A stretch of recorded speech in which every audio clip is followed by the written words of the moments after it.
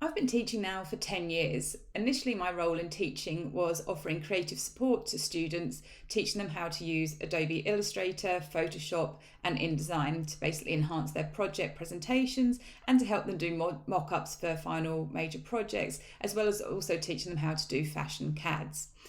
I started at Ravensbourne 5 years ago doing exactly the same thing. Outside of teaching, I work as a fashion designer. I have my own business doing branding, designing collections, basically any kind of creative support you need for launching a fashion brand.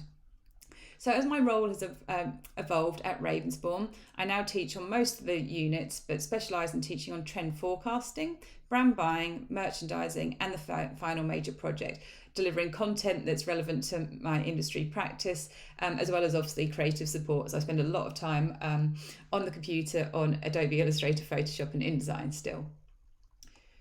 So starting the PG Cert, until I started the PG Cert, my teaching was mainly based purely on intuition, what I learned at university, what worked well for me, and by experimenting with my teaching and seeing what the students enjoyed and perhaps didn't enjoy, and evolving my teaching practice accordingly.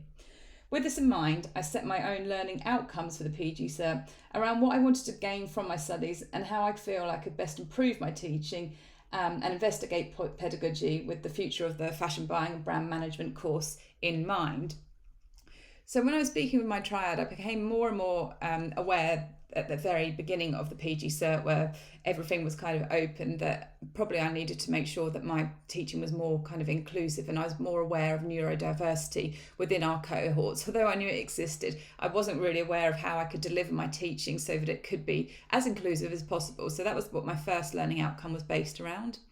Also, after working remotely for the past year, it looks like fashion buying and brand management probably really does lend itself to a hybrid method of teaching in the future. So I really wanted to sort of investigate how we could best find that balance of teaching specifically for all our units.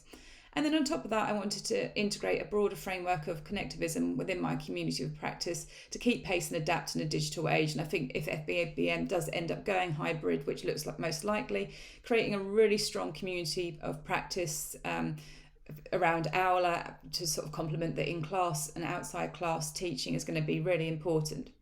So with all of that in mind, I decided to use my You Choose part of my portfolio to research and develop a creativity bank for fashion and buying and brand management. I noticed over the years of delivering creative content that a lot of it's quite timeless, and when I've delivered it in a classroom setting, people are following it at different pace, people are picking up fast, I can become quite frustrated. And lots of people need to relearn it a year later if they've become rusty with it. So it really lends itself to being tutorials that are online that can be accessed at any time, paused, rewatched in the future for people to access and use whenever. So I really want to develop a creative bank for FBBM where I can set up an area for each of the units and put any creative content, whether it be how to develop page numbers to something more complex to developing fashion CADs.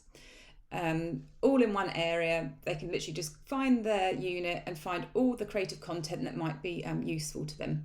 And in the future, we could always build on this too to find external kind of lectures or TED Talks that are relevant to each unit as well and build on them.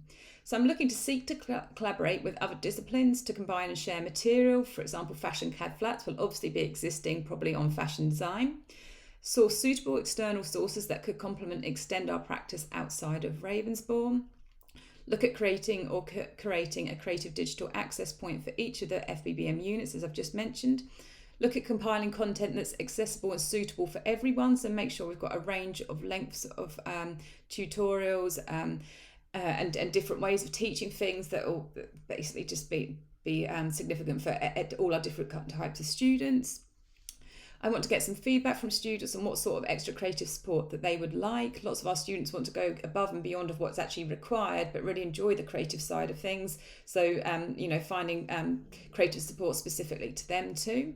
And then also research the best practice for creating a creativity bank, finding out what's the best sort of length of videos, whether they probably should be very bite-sized, how best to archive them, and essentially where best to host it. So what's next to put this plan into action? First, I want to decide where best to host the creativity bank. Ideally, from after doing my reflective writing on the learning environment and looking at Aula, I do believe that Aula should have literally everything on there. So whether we create a separate subsection, which could be the creativity bank, and have all the units listed there with instant access to different videos, easily titled, in order of where they might need them. So essentially, how to set up InDesign initially, the basics of page numbers, through to more complex things like perhaps developing CAD flats for fashion buying and product development, through to developing prototyping for third year projects and so on. So basically everything's easily accessible under each unit title. Obviously talking to other courses to see where we can collaborate and share content. Talk to students to find their kind of gaps in knowledge and what they would really like me to add there to different places. What's really important is also discussing how to create timeless content, making sure any content that we do need to create ourselves, we make sure it's not got anything specific to that moment in time, no updates for that day or anything specific to a unit, for example, so that we can re-upload it another year or keep it without having to record it in the future. So keeping things timeless, I think, is so important for everything, to be honest. Then I wanted to talk to other members of industry to suggest other content they might need. Obviously, with fashion buying being one of our main career options at the end, students need to use Excel a lot, and I think that is definitely, talking to students, one of their weaknesses. So perhaps collaborating with a member of industry to sort of show them how to set up a Wizzy sheet, how to do formulas, and become confident in Excel, because students start to use it really prolifically even in their work placements.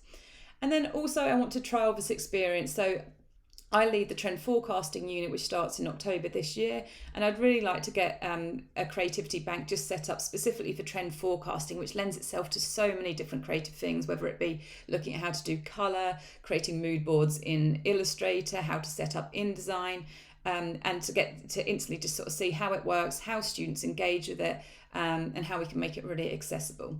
So that's my You Choose element.